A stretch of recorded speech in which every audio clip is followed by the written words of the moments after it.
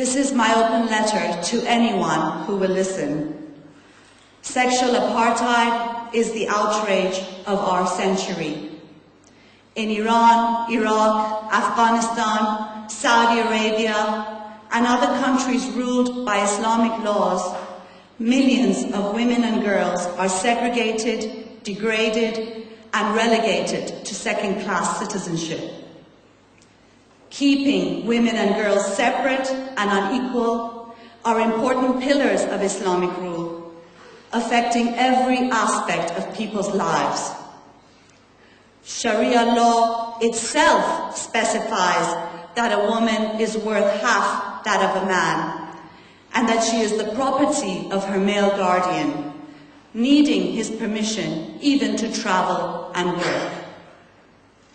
As the source of so-called corruption and chaos, women and girls must be segregated at workplaces, schools, libraries, universities, in sports and recreation, transportation, the health system, and even when attending weddings and funerals. In Iran, there are even plans to segregate pedestrian walkways on the basis of sex. Alarmed at the large number of women university students, the Islamic regime threatens to limit female enrollment and change textbooks based on, quote, gender differentiation. According to an official of the Education Ministry, quote, the spiritual, physical, and mental needs of boys and girls are not identical, and therefore textbooks that give them information cannot be the same, end quote. From age 9 on, girls must be veiled, a symbol like no other of what it means to be female under Islam, hidden from view, restricted, and suppressed, consigned to walking around with a mobile prison of one's own, separate and unequal. Like I said, the outrage of our century. They say a society's treatment of women is a measure of its freedom. If so, the mistreatment of and discrimination against women is a measure of the degree of influence and power of Islamic and religious laws, whether in Iran or Britain. But stop, I am told. Saying so just supports, quote, Western propaganda. Something, by the way, the Islamic regime of Iran often tells women and men it is hauling to prison and execution. How absurd. It is like Iranian women's rights activists telling one to stop opposing US-led militarism because it supports, quote, the Islamic regime of Iran's propaganda. The religious nationalist, anti-imperialist left, always ready to act as a prefect when women's rights under Islamic laws are concerned, have an affinity towards Islam, which it views as a, quote, oppressed religion bullied by the US.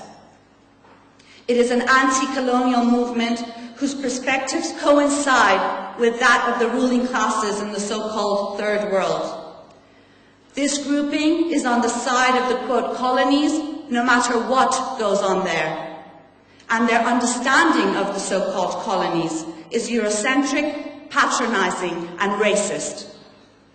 In the world, according to them, the people in those countries are one and the same with the regimes that they are struggling against. So at Stop the War Coalition demonstrations, they carry banners, things here in Britain. They segregate men and women, and they urge unveiled women to veil out of solidarity and respect. But even their anti-imperialism, their badge of honor, is pathetically half-baked. It does not even scratch beneath the surface to see how political Islam is an integral part of US militarism and the New World Order. Their historical amnesia of even the past 30, 40 years ignores that the political Islamic movement was encouraged and brought to center stage by Western governments as a green belt vis-à-vis the former Soviet Union during the Cold War. They conveniently forget how in Iran, for example, it was supported in an effort to crush the left and working class revolutionary movement. Or how political Islamists are some of the US's closest allies. They fail to see that in practical terms, notwithstanding the differences, political Islam and USA-led militarism are two sides of one coin with the same agenda, the same vision, the same infinite capacity for violence, the same reliance on religion and reaction, the same need for hegemony. It should not be surprising then that anywhere US-led militarism has intervened, from Afghanistan to Iraq to Palestine, politicized Islam has either been brought to power or strengthened. This type of politics denies universalism. It sees rights as, quote, Western. It justifies the suppression of women's rights, freedoms, and equality under the guise of respect for other cultures, implying that people choose to live the way they are forced to, and imputing on innumerable people the most reactionary elements of culture and religion, which is that of the ruling class. In this type of politics, the oppressor is victim, and any criticism racist. Whilst the anti-imperialist left defends and justifies political Islam on the one hand, the virulently racist and right-wing defend US militarism and the brutal Israeli occupation of Palestine on the other. They include groups and organizations like Jihad Watch and the Horowitz Freedom Center.